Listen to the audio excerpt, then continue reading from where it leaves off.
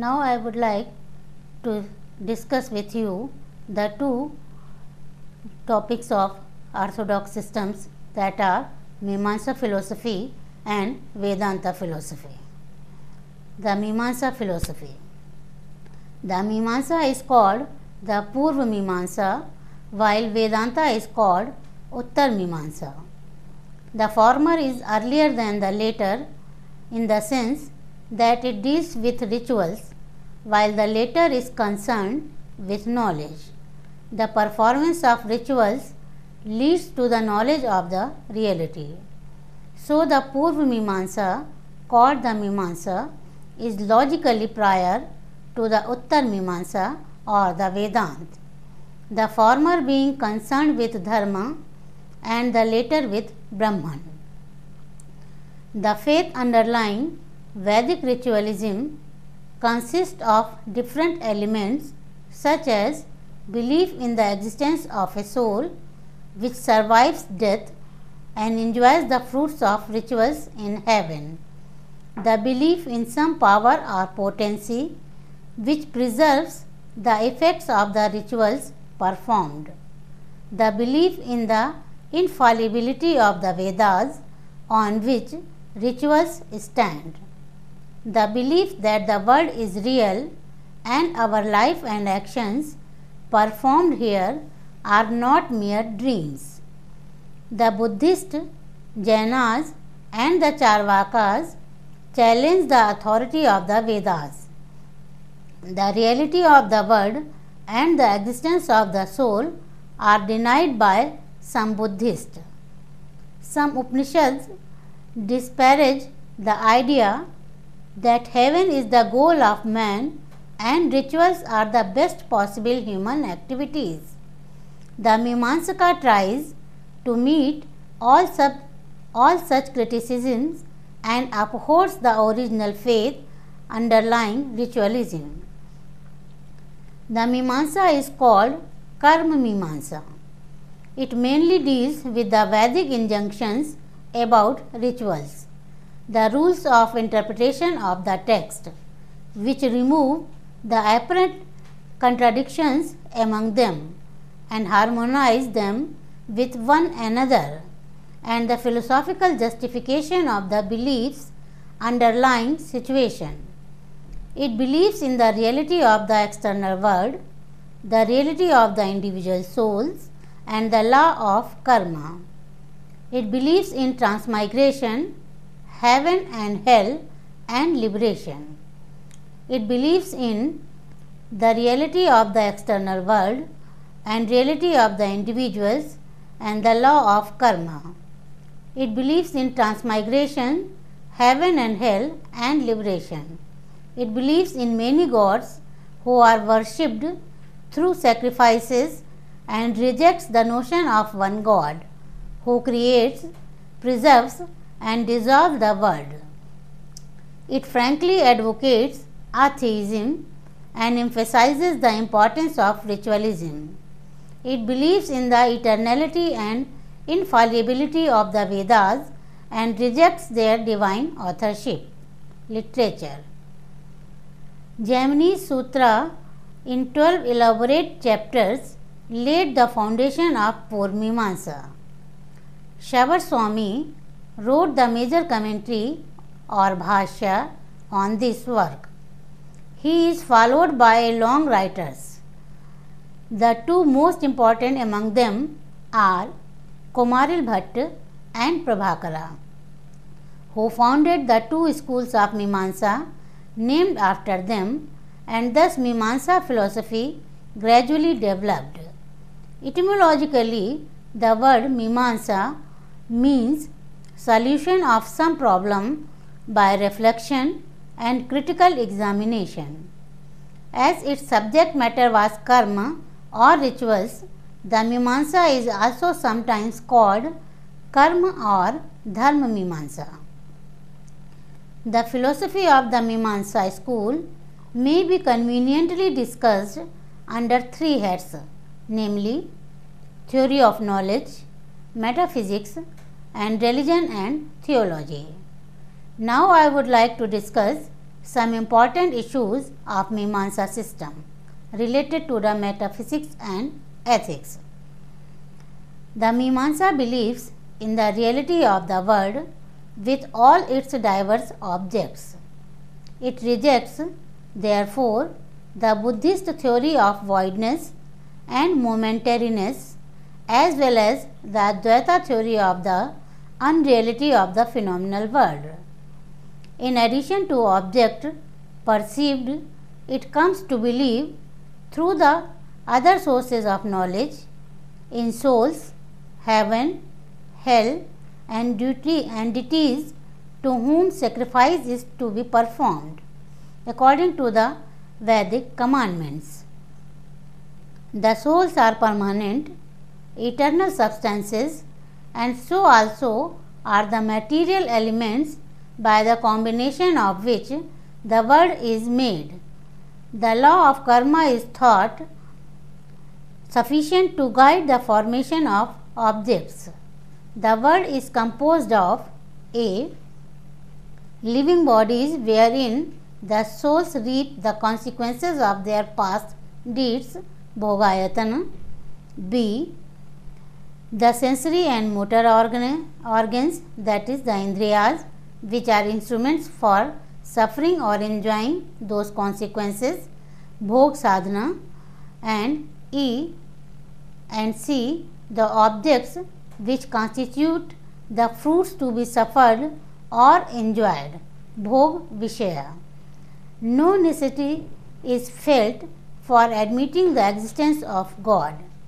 Some mistakes believe like some Mimamsakas believe like the Vaisheshika in the atomic theory, but the difference is that according to the Mimamsa, atoms don't require for their arrangement in the world an efficient cause like God.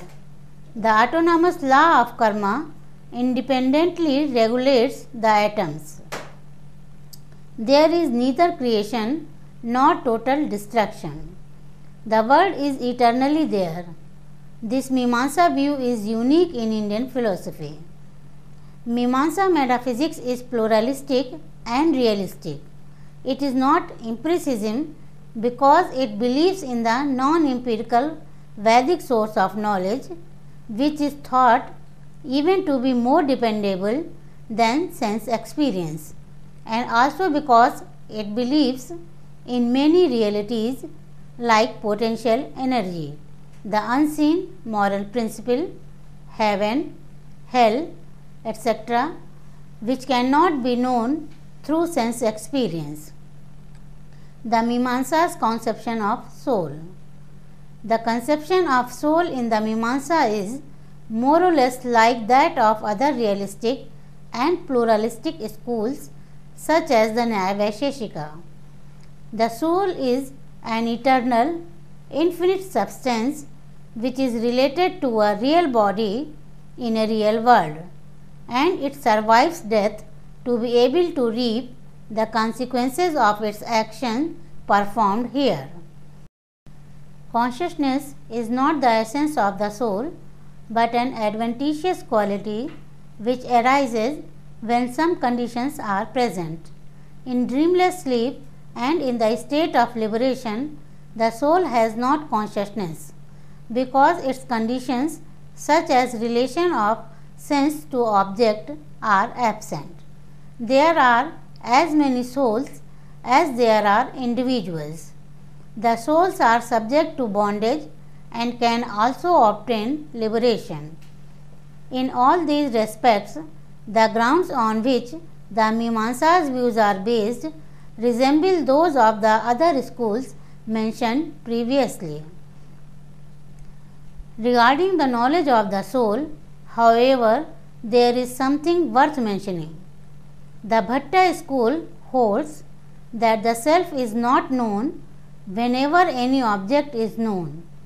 It is known occasionally. When we reflect on the self, we know it as the object of self-consciousness.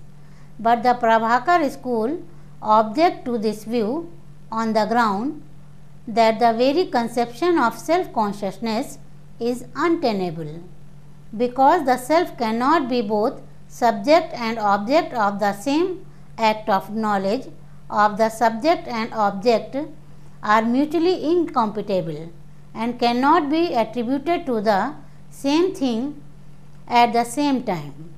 In every act of knowing an object, however, the self is revealed as the subject by that very knowledge. It is thus that we can speak of the self as the knower in judgments like, I know this pot. If myself did not appear as the subject in every knowledge, the distinction between knowledge and another man's knowledge would have been impossible. The Bhatta's reply to this is that if the self were revealed whenever an object were known, we would have invariably had them a judgment like, I know this pot. But this is not always the case.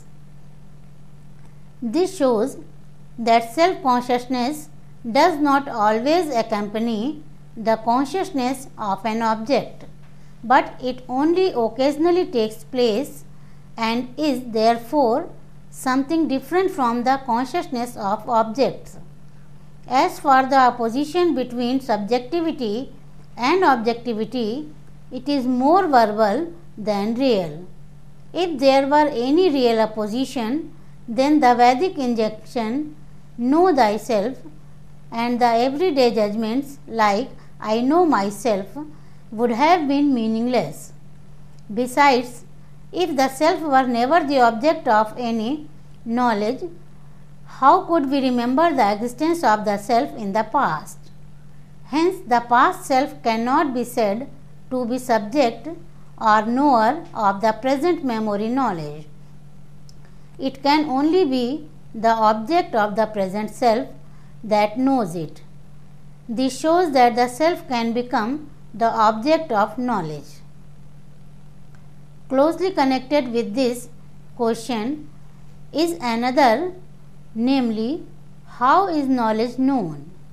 The Prabhakaras hold that in every knowledge of an object, such as expressed by the judgment, I know this pot, the three factors are present, namely, I or the knower, Gyata, the object known, Gyeya, and the knowledge itself, Jnana. All these three are simultaneously revealed, Triputi Jnana. Whenever knowledge arises, it reveals itself, its object and the subject. Knowledge is self-revealing, Swayam Prakasha, and is the revealer of its subject and object as well. The Bhattas hold, on the contrary, that knowledge is by its very nature such that it cannot be object of itself. But how then do we at all come to know that we have the knowledge of a certain object? The Bhattas reply that whenever we perceive an object, it appears to be either unfamiliar or familiar. If it appears to be familiar or previously known, then from this character of familiarity or knownness which the object present to us, we infer that we had a knowledge of that object. Knowledge is thus known indirectly by inference on the ground of the familiarity or knownness observed in the object. Concept of dharma in Mimamsa. Jaimini defines dharma as a good, which is of the nature of a command. Shravar Swami defines it as an utterance which prompts the self to act and carry it out. It is a command which leads it to the attainment of the highest good. It is a perception, it is a prescription of the Vedas which indicates the nature of good and evil and impels the self to realize the highest good. Dharma can be revealed by the Vedic prescriptions only. It is not apprehended by perception, inference, comparison, or any other means of knowledge. Dharma is non-temporal and supersensuous. Duty or moral law, which is revealed by the Vedas and impels the self to obey it. Kumaril Bhatta regards the moral law as a Vedic prescription or command which impels the self to act. What leads to the attainment of the good is dharma. The good is the happiness of the self. The performance of sacrifices and other rites and ceremonies prescribed by the Vedas is conducive to its happiness. Certain substances, qualities, and actions are the material of these rites. So, Kumaril regards the acts enjoined by the Vedas and all the ingredients necessary for them as dharma. External acts prescribed by the Vedas and the substances, qualities, and actions which are required for them constitute dharma. The latter are regarded as dharma because they are means to the performance of duties, though they are perceptible.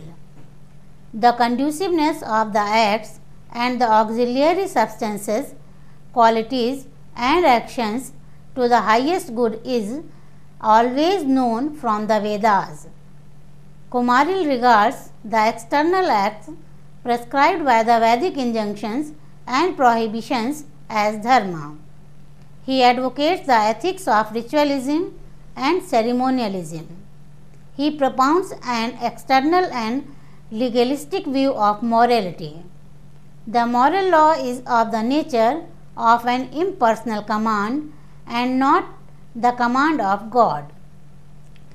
Kumaril recognizes two kinds of duties, secular and scriptural or non-temporal. The secular duties fulfill perceptible secular ends. The scriptural duties fulfill imperceptible supersensuous ends. They are of the two kinds, that is, conditional duties and unconditional duties. The former are empirical duties for the realization of desired ends. The latter are obligatory, occasional duties, that is, bath in the Ganges on the occasion of the solar eclipse and the lunar eclipse. The performance of the conditional duties leads to happiness. The performance of Jyotishtoma, sacrifices, produces happiness in heaven. The non-performance of unconditional duties produces sins of omission and consequent sufferings, but the performance of them does not produce merits and consequent enjoyments, nor does it produce demerits and consequent sufferings.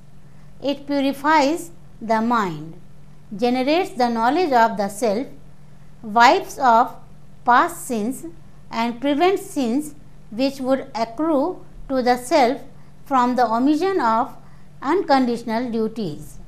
The conditional duties are obligatory when there is a desire for a particular end, but the unconditional duties are unconditionally obligatory.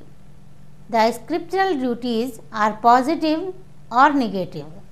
They are either injunctions or prohibitions.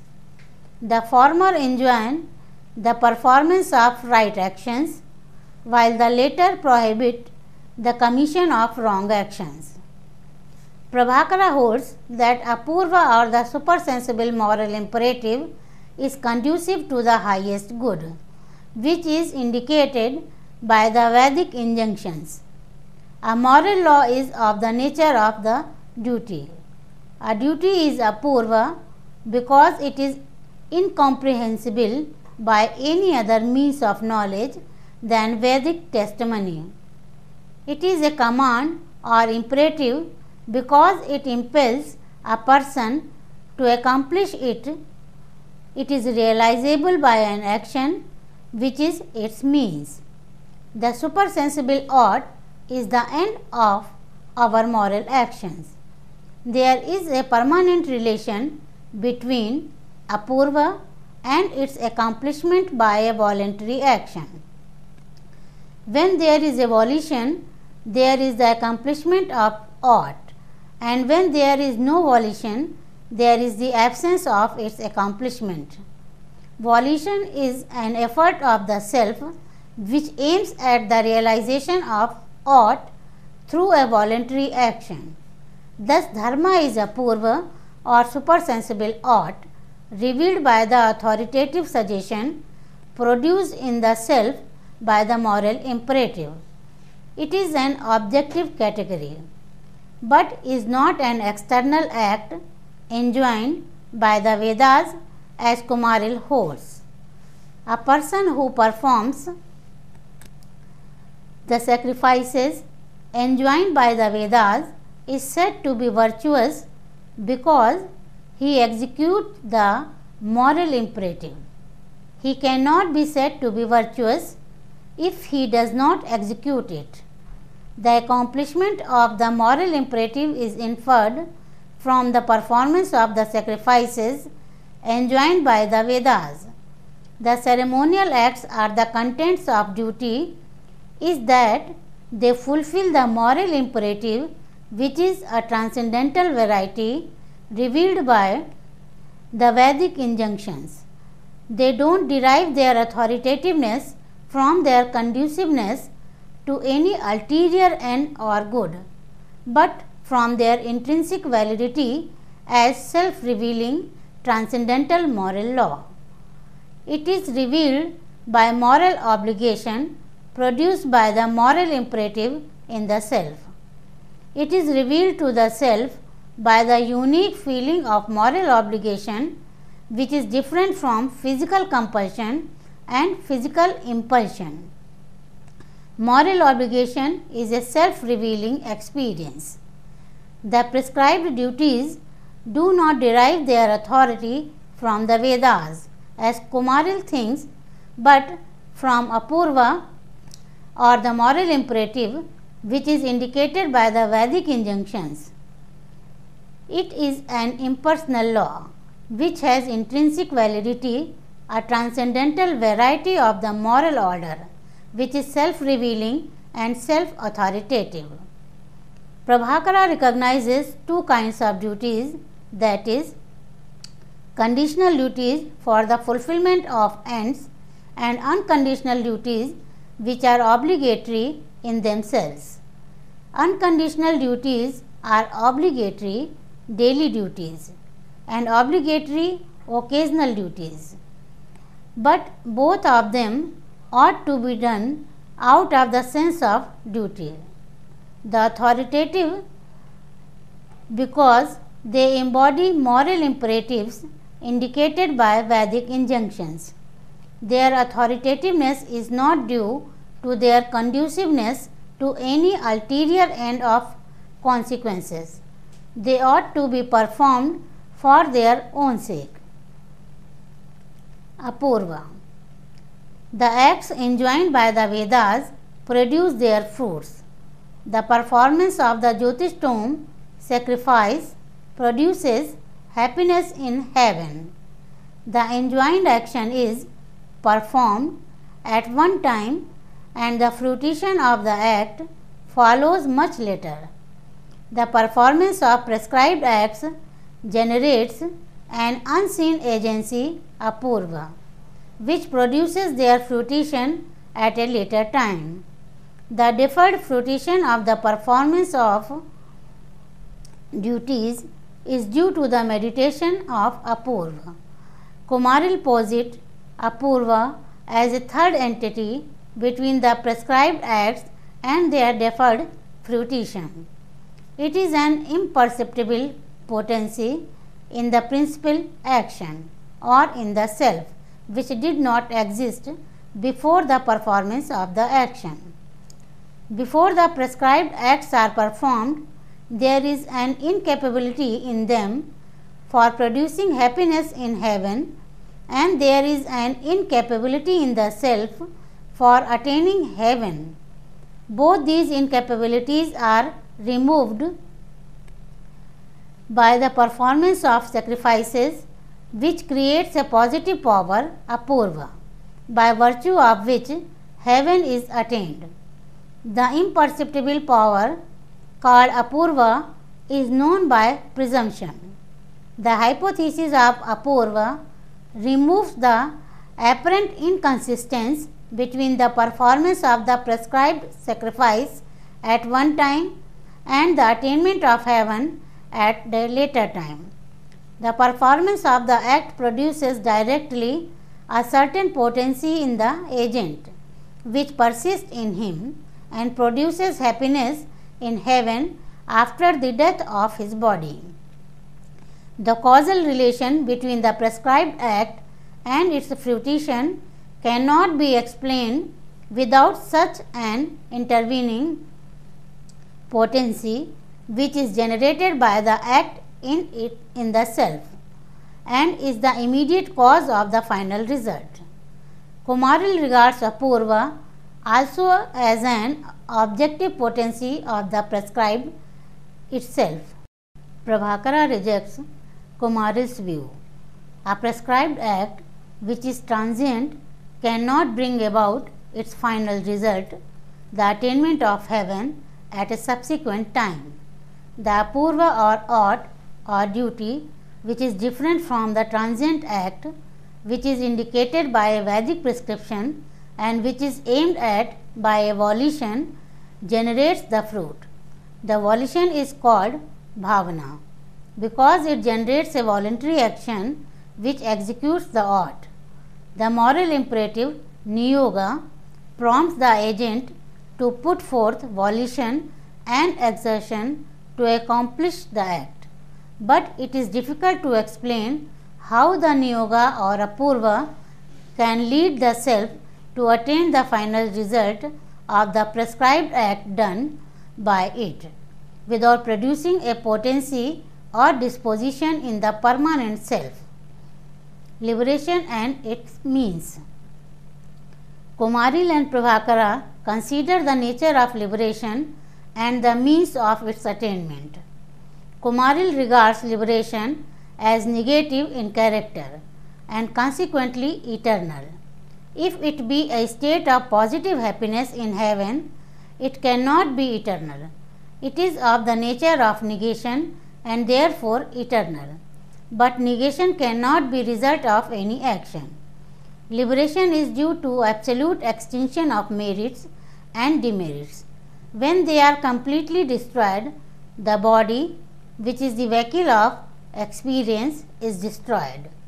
When no traces of them are left, no cause is left for the production of the body. The self attains liberation on the destruction of the present body and the non-production of any future body. It is a state of absolute negation of all experience of cognition, pleasure, pain, desire, aversion, impression, merit and demerit. It is the natural transcendental condition of the self, free from empirical contents. It does not consist in enjoyment of happiness. If it did, it would be synonymous with heaven and therefore perishable. Heavenly happiness is not eternal. When merit is worn off, it is succeeded by rebirth and bondage due to merits and demerits and connection with a body. Liberation is negation of this connection due to extinction of merits and demerits. Kumaril regards action and knowledge both as necessary for the attainment of release. An aspirant for release should refrain from forbidden acts which produce suffering and prescribed acts which generate happiness here and hereafter. But he should continue to perform daily obligatory and occasional duties in order to avoid sins which accrue from their non-performance. Prescribed acts for the realization of selfish ends produce happiness on earth and in heaven. Forbidden acts generate sins and sufferings. They lead to transmigration and rebirth for the experience of the resulting enjoyments and sufferings. The knowledge of the self wipes off all traces of merits and demerits with the aid of the performance of obligatory daily and occasional duties and prevents further accumulation of them. But mere knowledge of the self is not adequate to effect final release. It impels the self to perform enjoined duties and must be accompanied by the performance of obligatory duties. Thus, action and knowledge both are necessary for release. Prabhakara describes heaven as unallowed bliss free from pain. He defines release as the absolute cessation of merits and demerits and the consequent total destruction of the body.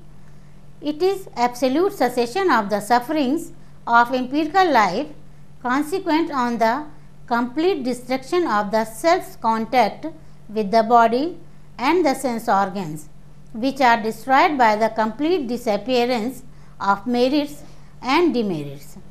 Consciousness is an accidental quality of the self due to its conjunction with manas and a body. When manas, the body and the sense organs are completely destroyed on the destruction of merits and demerits, the self is divested of cognition, pleasure, pain, desire, aversion, volition and impression and becomes unconscious.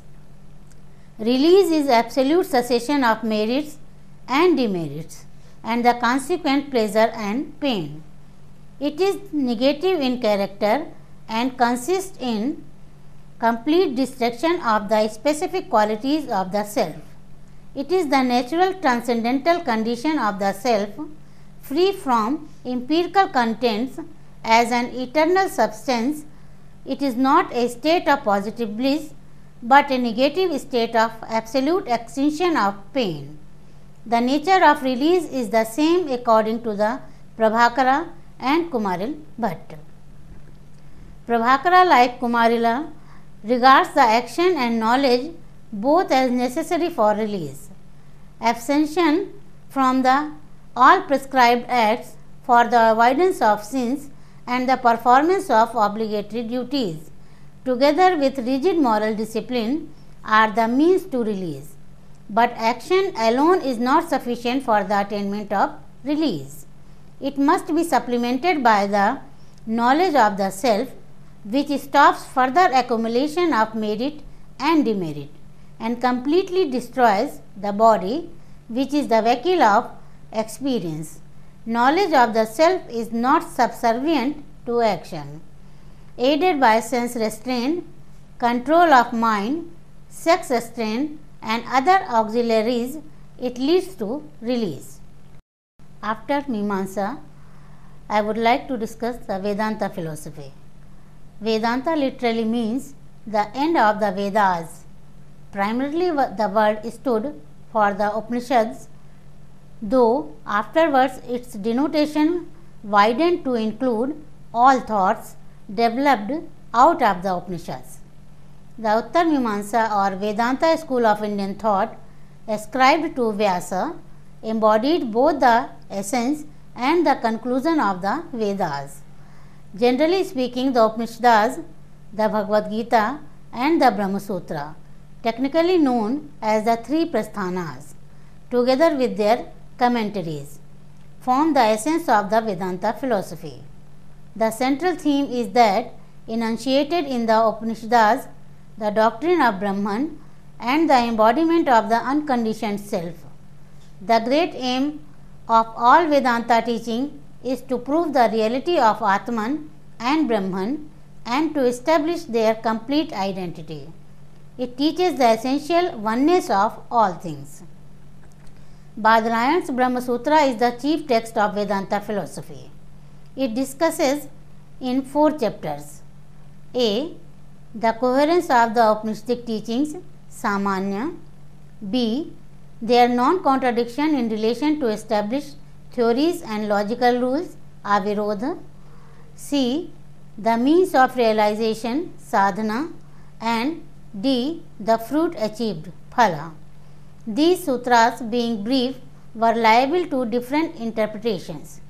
Various commentaries thus came to be written to elaborate the doctrine of the Vedanta in their own light. Each tried to justify its position as the only one consistent with the revealed text, Shrutis and the Sutras. The author of each of these chief commentaries became the founder of a particular school of the Vedanta. Thus we have the schools of Shankara, Ramanuja, Madhva, Vallabha, Nimbarka and Chaitanya. A chart showing the names of the Acharyas and the various important systems of Vedanta is shown on the screen. Vedanta, it has 6 major types. The first is known as Advaita Vedanta of Shankaracharya. Second is known as the Vishishta Advaita Vedanta of Ramanujacharya. Third is known as the Advaita Vedanta of Madhvacharya. Fourth is known as the Advaita Vedanta of Nimbarkacharya. And fifth is known as the Shuddha Advaita of Vallabhacharya. And lastly, the sixth one is known as the Achintya Bhedabhed or Chaitanya Mahaprabhu's school of Vedanta philosophy. The most common question on which the schools of the Vedanta are divided is what is the nature of the relation between the self, Jeev, and God, Brahman. Some, like Madhva, hold that the self and God are two totally different entities. Their view is called dualism, Dvait. Some others, like Shankara, hold that the two are absolutely identical. This view is known as monism, Advaita. Some others, like Ramanuja, hold that the two are related like part and whole. This view may be briefly called qualified monoism, Vishishtadvaita. There are many other views, each specifying a particular type of identity, abheda, different, bheda, difference, bheda, or identity in difference, bheda bhed, between the self and the God. Too many to be mentioned, but the best known among the Vedanta's schools are those of Shankara and Ramanuja. Now I would like to discuss some of the important concepts of Shankara Vedanta and Ramanuja in brief. Shankara Vedanta or Advaita Vedanta. Shankaracharya was the greatest philosopher among the Indian thinkers in intellectual eminence. He was relentless in his criticism of the other systems and zealous and untiring in the exposition of his own system of absolute idealism, Advaitavad. Shankara emphasizes the monistic tendency in the Upanishads and developed it into a systematic Advaitavad.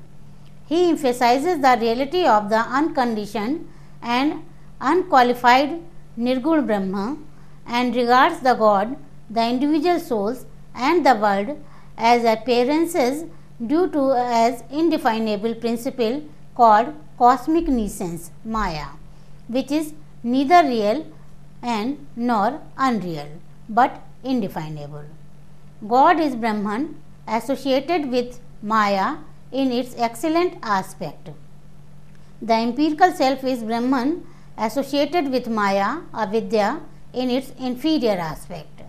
It is in essence identical with Brahman or Atman. Brahman is one, eternal, pure, transcendental consciousness. It transcends the duality of subject and object and the empirical categories of space, time, substance, causality, change and the like. The world is an appearance of Brahman which is non-different from it. Ignorance is bondage. True knowledge is liberation.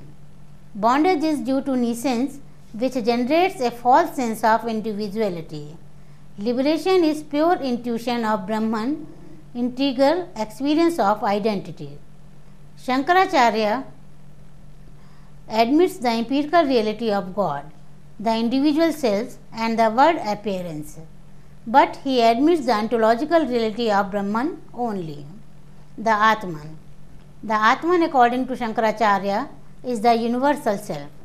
It is Brahman, the absolute, the supreme reality. The Jiva is the individual or empirical self. It is the Atman limited by the body, the sense organs, manas, buddhi and the like, which are its limiting adjuncts. The Atman is the transcendental metaphysical self. The Jiva is the empirical phenomenal self. The Atman is the reality in the empirical self. It is the foundational consciousness which sustains the empirical self. Its existence cannot be denied. Every person knows the existence of his self. He never knows its non-existence. Whoever denies it affirms its existence. The self is always present. It is present even in the act of denial of its existence. The Atman is self-proved.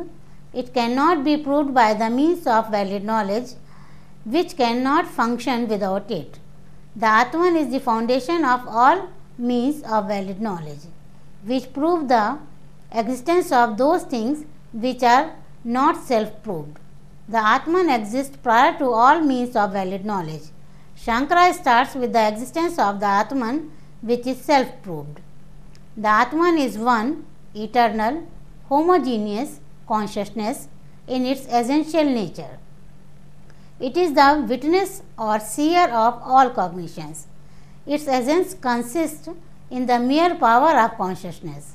It is pure, transcendental, undifferentiated, eternal consciousness, devoid of origin and destruction. Presentations appear and disappear, but the Atman is the external principle of consciousness which reveals and apprehends them. It is the universal consciousness which is self-luminous.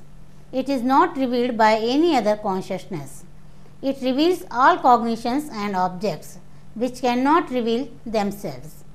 It is neither subject nor object.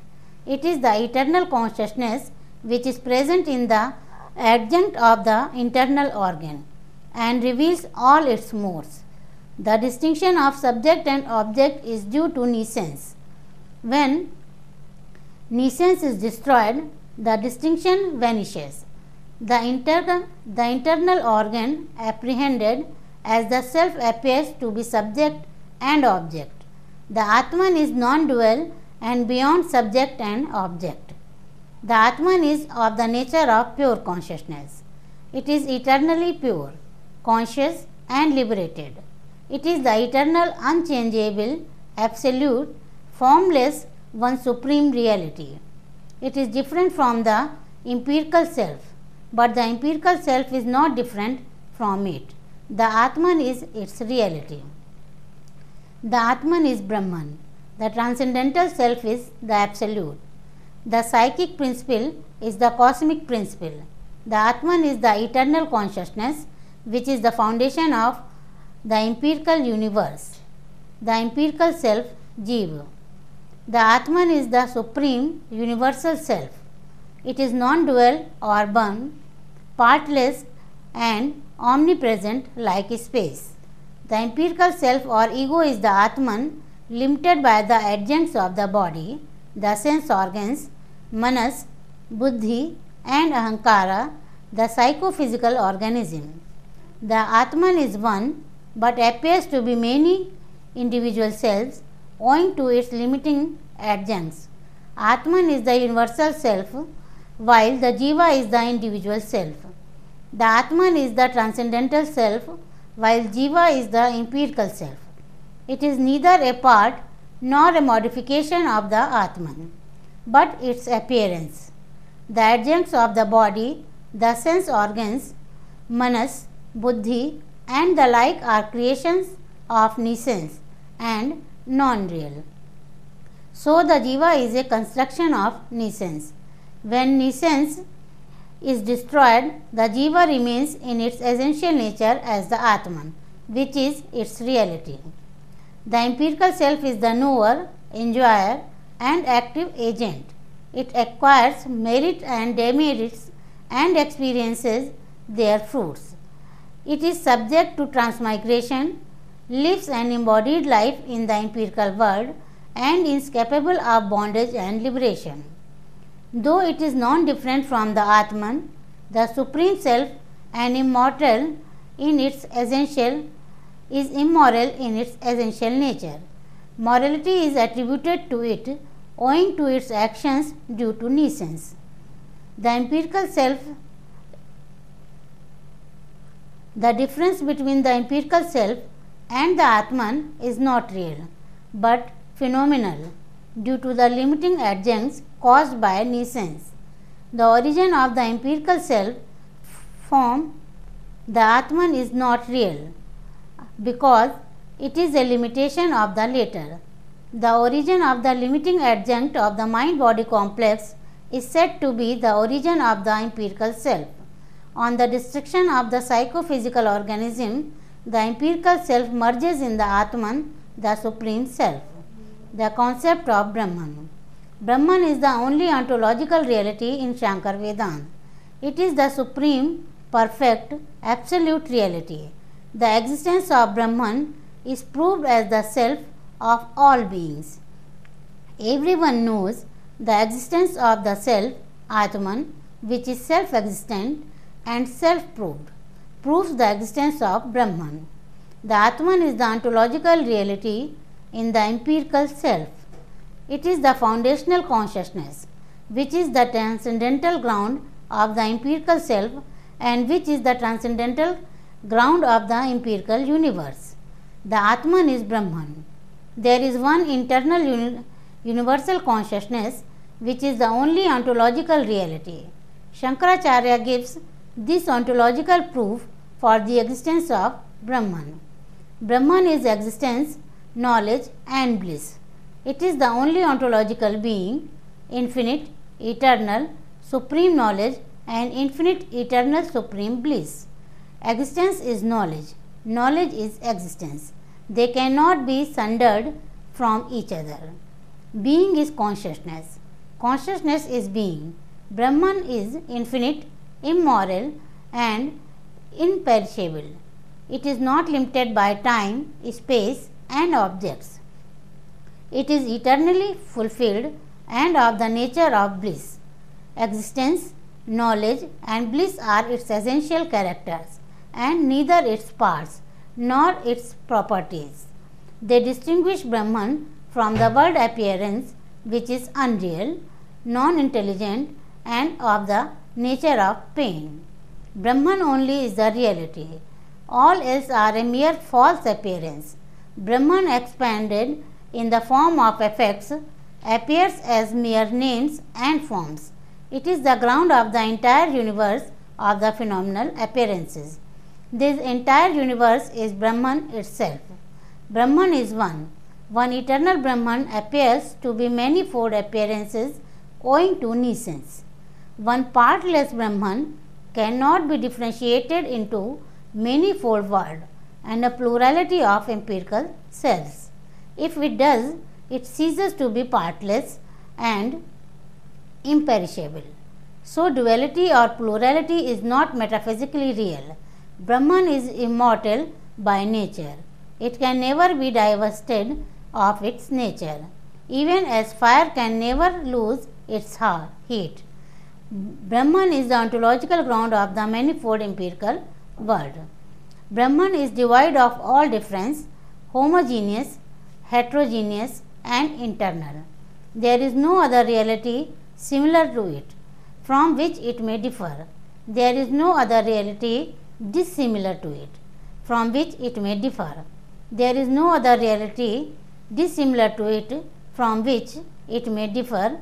There are no other realities within it, which differ from one another, as branches, leaves, flowers and fruits differ from one another in a tree.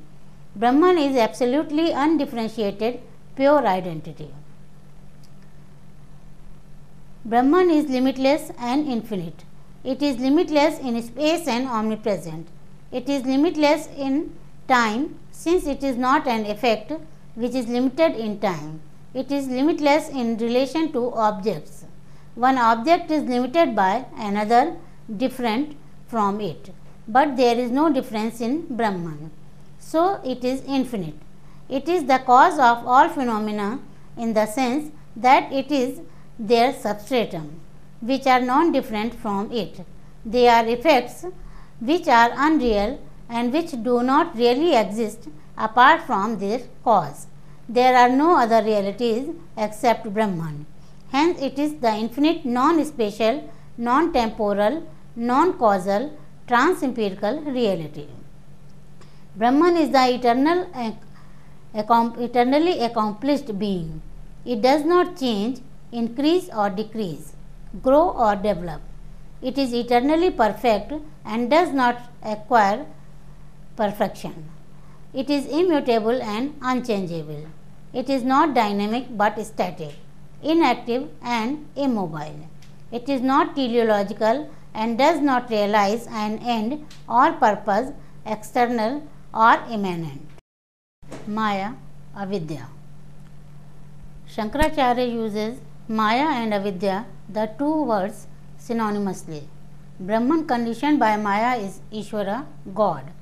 Maya is his power or energy, the source of names and forms, which are modified into the phenomenon of the world and which are neither real nor unreal, but indefinable. Maya is Avidya. Avidya is mentioned in the Upanishads. Production is unreal like Maya. Maya is neither being nor non-being, but indefinable. Brahman is the ontological reality. It is formless, but it assumes diverse forms owing to its limiting adjuncts. It is one in itself, but it appears to be manifold owing to limiting adjuncts. Brahman is real while Maya is unreal. There is no relation between them. How is Brahman related to Maya is an illegitimate question. Maya is cosmic nescience. It is an indefinable principle. It is ontologically unreal, since Brahman is the only ontological reality.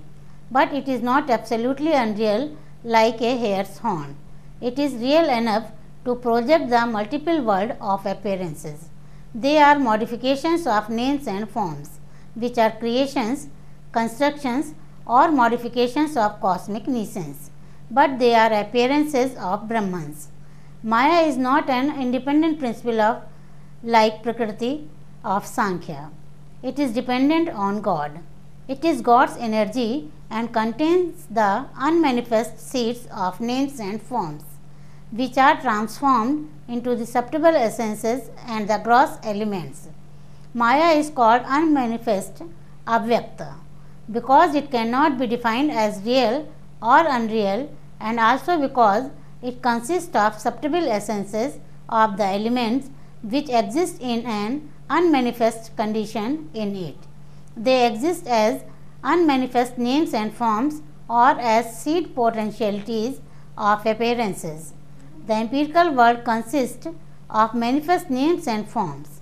Maya is the subtle condition of the world prior to creation. It is of the nature of nescience or false knowledge. Maya consists of sattva, rajas and tamas. Pure sattva, not overcome by rajas and tamas, is the adjunct of God. Maya is the sum total of causal powers of all effects.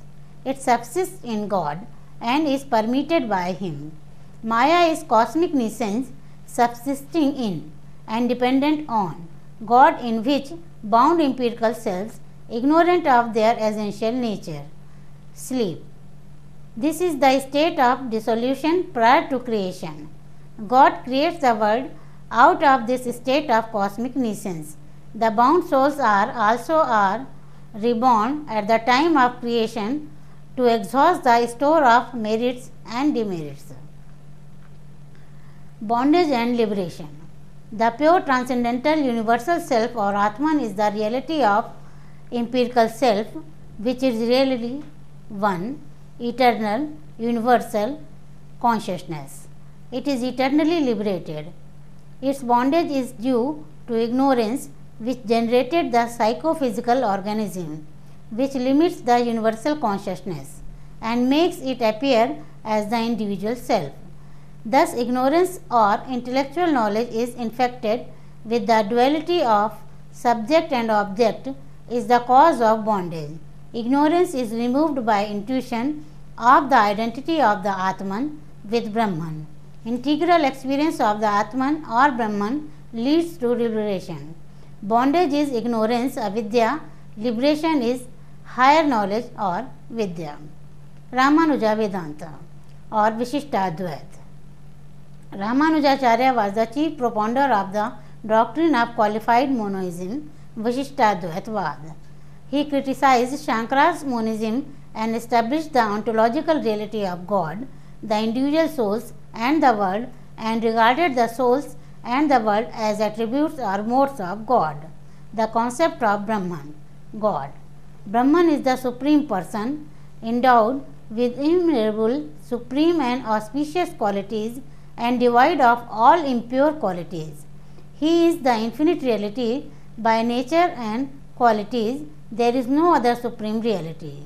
He is possessed of truth or reality, knowledge and bliss. He is the eternal and changeless reality. He is self-luminous and not manifested by any other agent. He is infinite and not limited by time, space and other objects. Brahman is the determinate whole. All qualities coined here in the divine substance. Brahman is identical with God. There is no distinction between the indeterminate Brahman and the determinate Brahman. According to Ramanuja, Brahman is said to be attributeless because he is devoid of the impure qualities derived from Prakriti. The Supreme Brahman is eternal, subtle, omnipresent, immanent in all, inexhaustible, omniscient, omnipotent, and endowed with many auspicious qualities. He is the creator, preserver, and destroyer of the world, its material cause and efficient cause, and the ground of all. He is the giver of supreme ends of life and of the fruits of action. He is the Lord of karma and refuge of his devotees. He is of the nature of infinite knowledge and bliss. His auspicious qualities are eternal, unlimited, innumerable, unconditional, flawless, unequaled, and unexcelled. He is the inner guide and inner self of unconscious matter and conscious souls, and their ground, controller, and principle. He is immanent in them and transcends of them. He is worshipped and attained by the souls. He is the bridge that leads them to immortality.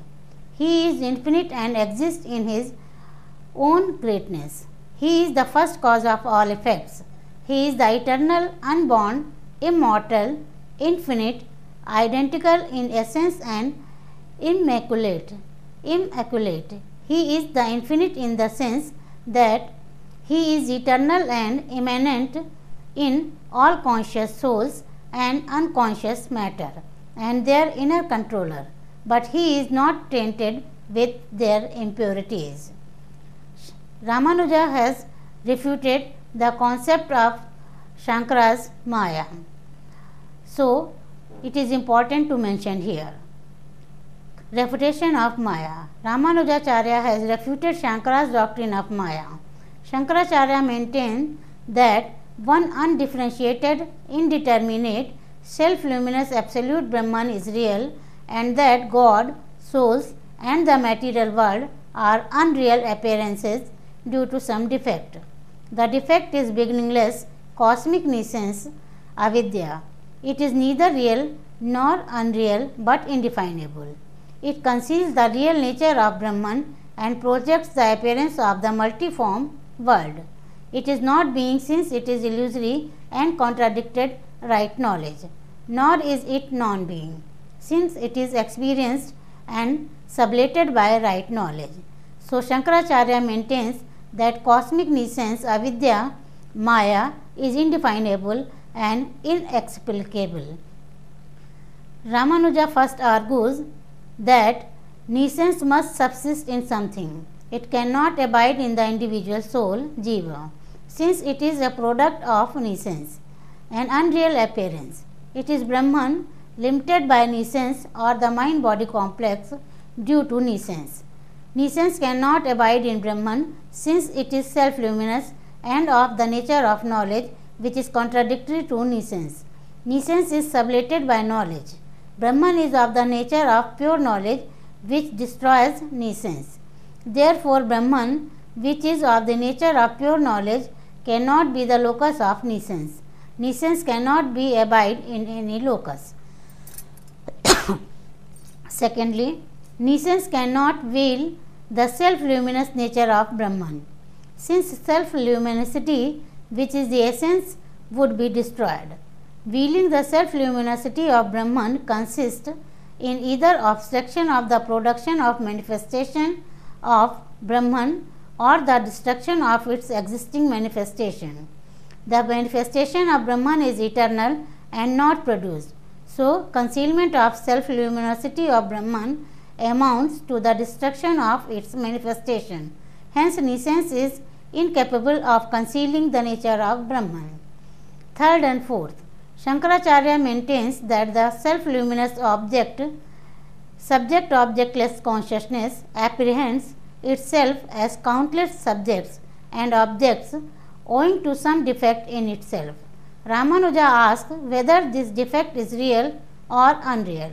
It is not real because its reality is not admitted and because its reality contradicts monism, nor is it unreal. For in that case, it is either the knowing self, the known object or knowledge. The knowing self and the known object are imaginary and unreal. Therefore, their defect must be due to some other defect and so on to infinity. This will lead to infinite regress.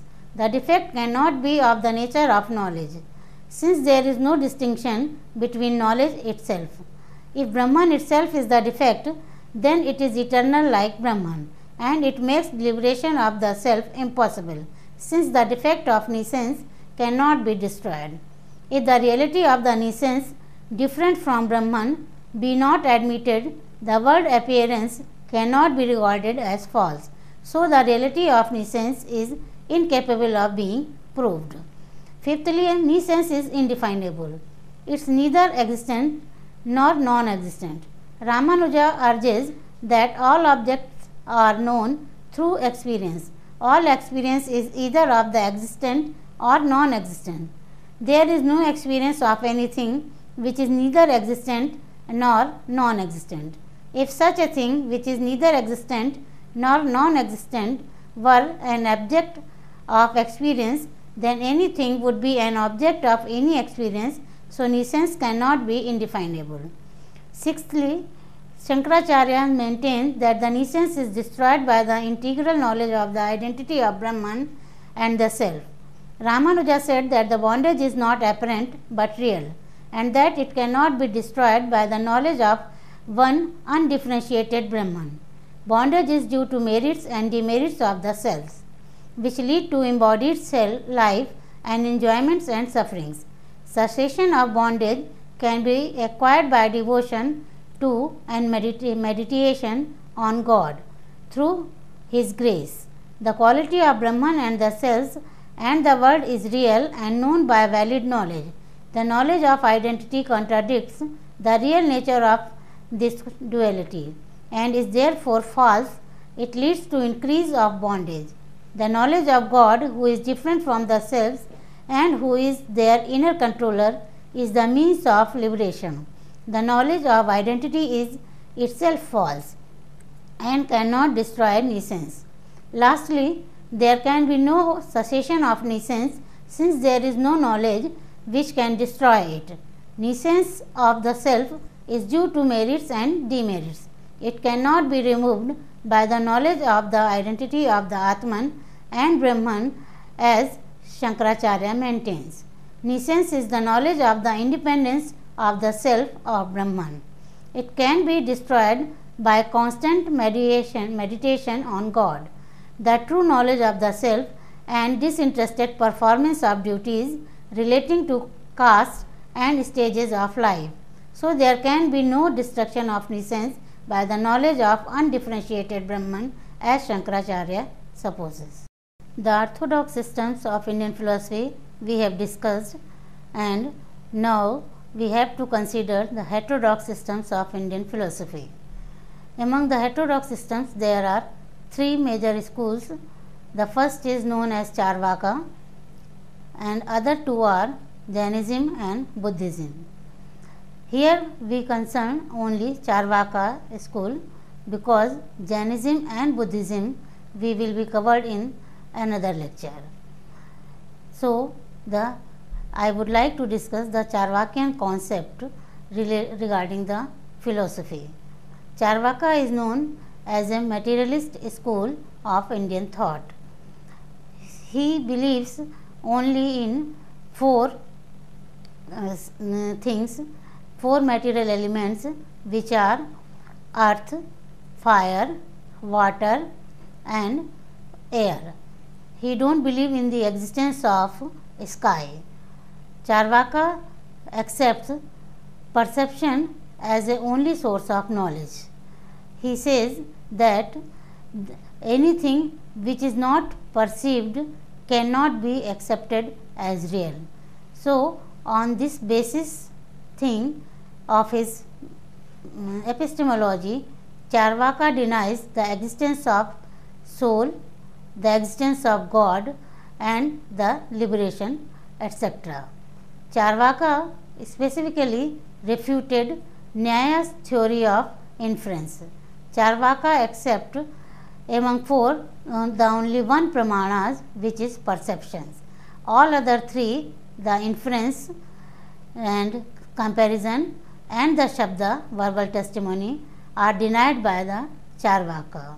Charvaka accept the reality of only the material world. He don't accept the reality of eternal soul or the existence of God. He don't believe in the religion or dharma or any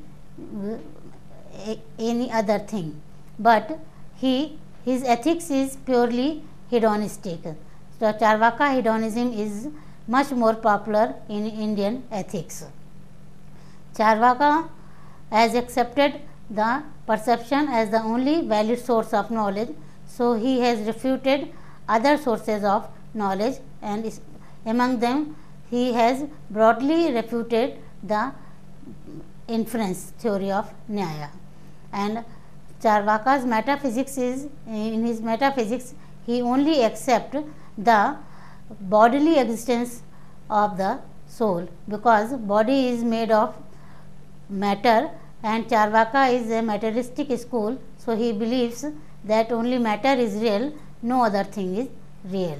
So, I would like to thank you, because I have discussed the 6 systems of Indian philosophy, which are known as the orthodox systems of Indian philosophy, and one heterodox system of Indian philosophy, which is known as the Charvaka philosophy, whose founder is Acharya Brihaspati and whose text is known as Brihaspati Sutra.